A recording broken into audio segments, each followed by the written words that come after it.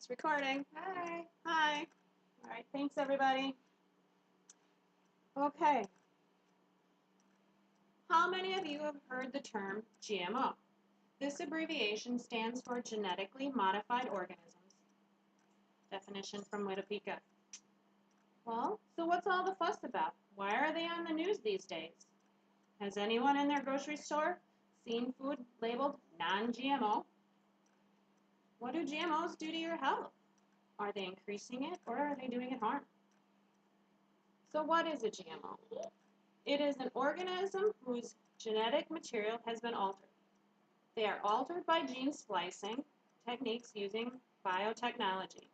This biotechnology is a new science that merges DNA from different species, creating combinations of plant, bacteria, and viral genes. Keep in mind that these genes do not occur in nature nor in traditional crossbreeding. So our scientists are now playing creator with our food. Well, why are they doing this? Bottom line, there's no doubt in my mind, it's the bottom dollar. Most GMOs are created to withstand the application of herbicides, and some are created to produce their own internal insecticide. How many people have heard the phrase Frankenfood? Well, when I first did, I kind of laughed it off. It made me think about the Frankenstein monster from the old movies. Why? Well, it seems that our scientists believe that their creations are better than the ones that nature intended. And the reason they think this is because their versions have an increased yield, a tolerance to drought, and makes food cheaper, and supposedly is enhancing your health. So, okay, now our food is tough, bug resistant, cheaper to produce, and healthier, right? Well, what does that do to the human body, though? There is growing evidence that links GMOs with health concerns and environmental problems. In 2009, the American Academy of Environmental Medicine, AAEM, reported several animal studies indicated serious health risks associated with genetically modified foods. Well, they listed infertility, immune problems, accelerated aging, insulin regulation problems, and organ changes. The AAEM physicians advised all their patients not to indulge in any GMO foods. Okay, so wouldn't that be a red flag then? Back in 1987 was when this all started. The first plants to be modified were the tobacco and the tomato, but it wasn't approved until 1992. That's when the FDA declared that genetically engineered foods are not inherently dangerous, and they require no special regulations. They also said there was no information proving that GMO foods were substantially different than the original conventionally grown foods. This is contradictory because the FDA also said, their scientists also said repeatedly and warned that GMO foods could result in side effects. Okay, so is that not another red flag? Then what are these side effects? Okay, so examples: nutrition problems, toxins in the body, allergies, and even possibly new diseases. Well, what kind of foods have been modified? Corn, soy, canola, cotton, and sugar beets. They've all been made resistant to weed killers. Corn and cotton also have their own built-in pesticides, so they can protect their own growth, while other plants have been made resistant to viruses like zucchini and yellow squash.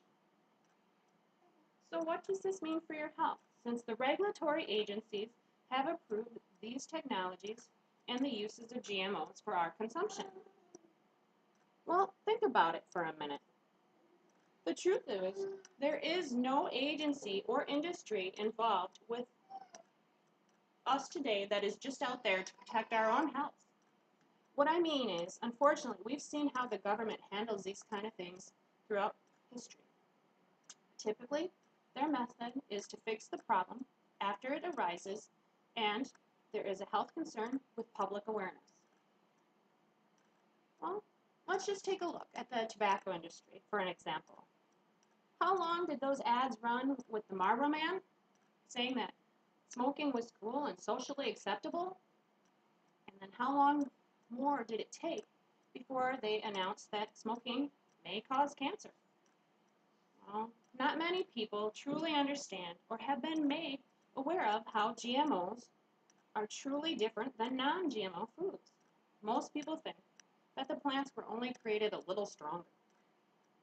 But the soy plant has been modified so much that it has up to 7 times the original amount of soy allergens in it. So somebody with an allergy could really get sick off of that version product. And corn, it has added Bt toxins to it, which has been proven in the past to show immune response allergies and intestinal damage. Some other health issues with GMOs is maybe just a minor sensitivity to a major reaction. I haven't run across anything in reading that tells me that GMO foods are safe for me and my family to eat, but I have run across a French researcher who obtained a court order to have the studies released that Monsanto did. And this led to a paper in 2010. This paper was published by the International Journal of Biological Sciences. This paper is summarized, and its findings, they stated there were many flaws, and that the study declared the use of GMOs were acceptable for human consumption.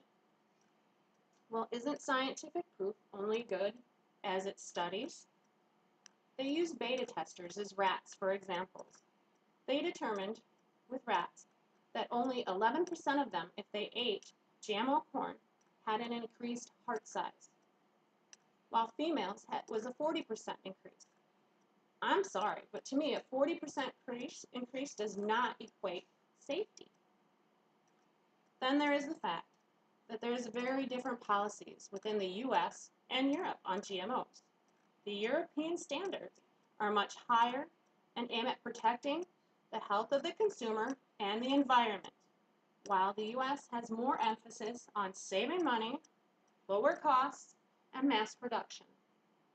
So once again, folks, it's all about the money. So do some research, please. Make your choices best for your health, not your convenience. Look for the non-GMO products in your store and learn what GMOs mean for you. There are free lists available on the internet that basically explain which companies are GMO-free and where you can find their products. So make the healthy choice and say no to the GMO. Thank you. Yay.